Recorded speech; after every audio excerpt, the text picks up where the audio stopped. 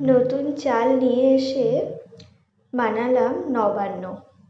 আগে আমার গোপুসোনাকে দিলাম, ঠাকুর পুজো করে তারপর নবান্ন করতে বসলাম। নতুন চালটা ভালো করে ধুয়ে 2 থেকে 3 ঘন্টা ভিজিয়ে রেখে তারপর মিক্সিতে দিলাম। এরপর একটু রাঙালু এবং আদা চিরি করে কেটে নিয়েছি।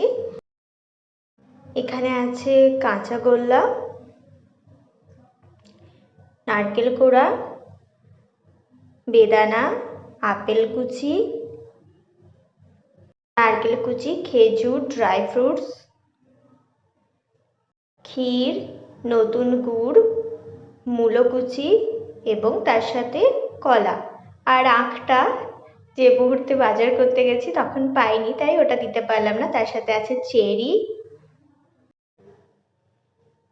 এবং এখানে আছে ঠাকুরের প্রসাদ, এটাও নবান্নতে দেব। এই হচ্ছে চালের গুঁড়ি। এখানে দুধও রেডি করা আছে।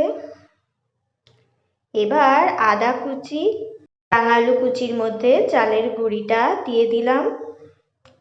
তারপর প্রসাদ যেটা ছিল সেগুলো দিলাম, নারকেল কোড়া, এরপর দিলাম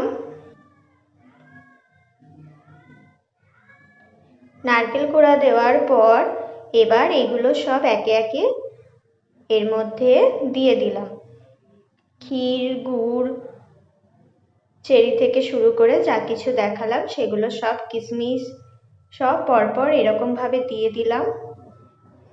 এরপর কাঁচা গোল্লাটা দিলাম। তারপর দুধটা পুরোটা দিয়ে দেব। দুধটা দেওয়ার পর এটাকে ভালো করে মাখিয়ে নেব। ব্যাস, এইভাবেই কিন্তু আমাদের নবান্ন রেডি, খুব সহজেই। এবং হ্যাঁ, টেস্টিও কিন্তু হয়েছিল।